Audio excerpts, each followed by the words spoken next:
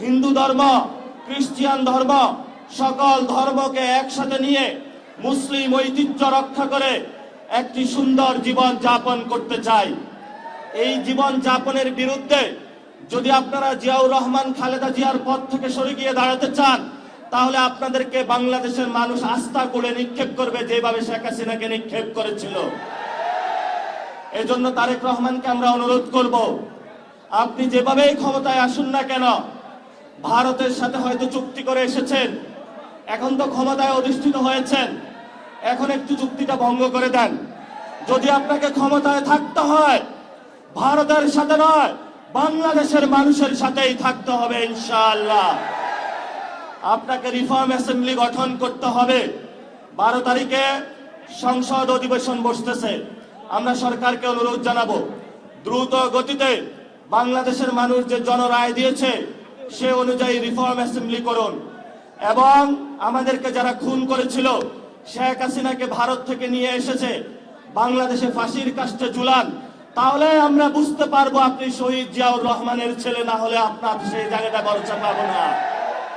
শহীদ জিয়াউর রহমানের যদি ছেলে হয়ে থাকেন, আপনার বাপকে যারা হত্যা করেছিল, খালেদা জিয়াকে হত্যা করেছিল যারা, আপনার মেরুদণ্ড যারা ভেঙেছিল, তাদের সাথে আপনি আতাত করবেন না। তাদের সাথে যদি আপাত করেন, তাহলে বিএনপির যারা নেতাকর্মী রয়েছে তারাই বিদ্রোহের পতাকা বাংলাদেশ উত্থাপন করবে। অনেক আমরা সহ্য করেছি। এই যে আমার নামে আজকে একটা মামলা হলো, মানহানির মামলা। ওই ব্যক্তি চাঁদাবাজি করে, সন্ত্রাসী করে, এমন লোকের কোনো মান থাকতে পারে না। যার মান আছে তারই তো মানহানি হয়। মামলা করেছে আরেকজনকে দিয়ে, গোপনে গিয়ে হলো সাক্ষী হিসাবে উপস্থিত হয়েছে। এগুলাকে আমরা বলবো গুপ্ত। আপনি ঢাকাতে ফেল করেছেন, লিখে রাখুন জনাব আব্বাস। আপনাকে তারেক জিয়া এসে রক্ষা করেছে। তারেক জিয়া যদি এসে রক্ষা না করত, তাহলে আপনি মির্জা আব্বাসের ছুনোপুটিও আমরা ঢাকা হাটে খুঁজে পাইতাম না। হালে পানি আছে। গরমে দাপাদাপি, ঘরের চালের স্থায়ী সমাধান আনোয়ার সিমেন্ট শীট। এখনো বেঁচে থাকার সুযোগ আছে। ভদ্র হন, ভদ্র হতে শিখুন। আমরা সভ্য সমাজে বসবাস করি। অসভ্য আচরণ করবেন না। অসভ্য আচরণ যদি করেন, কিভাবে আপনাকে সভ্য করতে হয়, আপনাদেরকে সভ্য করতে হয়, এটা আমাদের ভালো করে জানা আছে। ওরা আমাদের ভয় দেখায়।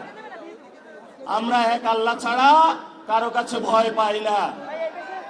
মামলা হামলা অনেক আগেই পার করেছি। শেখ হাসিনার আমলে রিমান্ডে নিয়ে আমাকে মাথা নিচের দিকে দিয়ে, পা উপর দিকে দিয়ে সারা রাত নির্যাতন করেছিল। কখনো আপোষ করার চেষ্টা করি নাই। তুমি কোন চাটের বাল আব্বাস? তুমি আসছো এখানে মামলা করতে? গুনার টাইম নাই। সিনিয়র সিটিজেন আসেন, সিনিয়র সিটিজেন আসেন।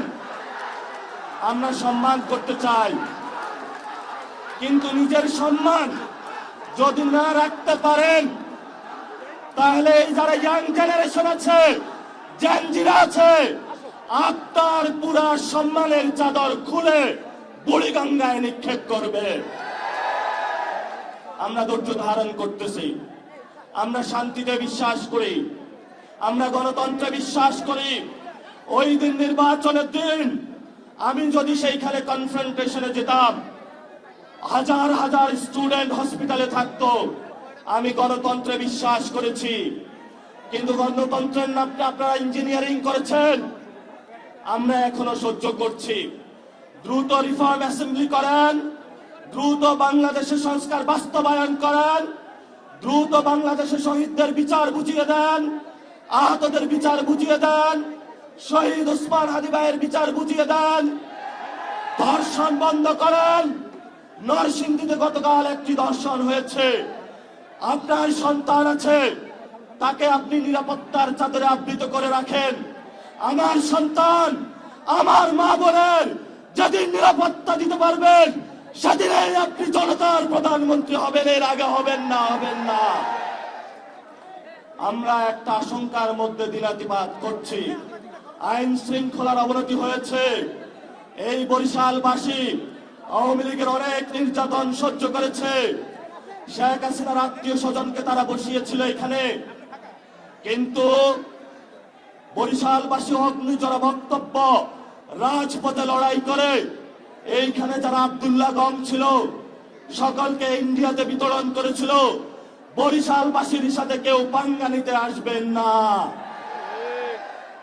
বরিশালবাসী পানিতে সাঁতার কাটে, সংগ্রামী জীবন, তারা জীবন যুদ্ধ অলরেডি জয়ী হতে আছে। তাদেরকে নতুন যুদ্ধ আপনারা শেখাতে আসবেন না। লড়াই চালাবেন, আপোষ করবেন না। মাছে ভাতে বাঙালি, জমিতে যায় আমরা ধান চাষ করব, পুকুর থেকে মাছ উঠাবো। আমাদের ইন্ডিয়ান কোনো কিছু প্রয়োজন নাই। বাংলাদেশে পর্যাপ্ত জিনিস আছে, মান মর্যাদা নিয়ে বাঁচবো।